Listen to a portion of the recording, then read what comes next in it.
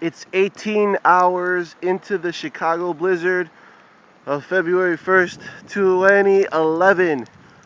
The snow has accumulated to records Chicago has probably not seen since the 60s. Take a look. Cars are literally buried. There is a visibility of perhaps a block. Very few people are out right now. Here comes a snow truck, actually. I'm going to step back away. I don't want to be plowed. Here he comes.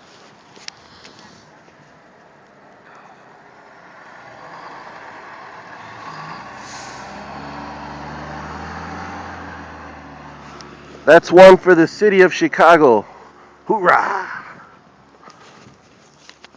Just one last look. Look over here, this sidewalk. It's literally probably to your knees.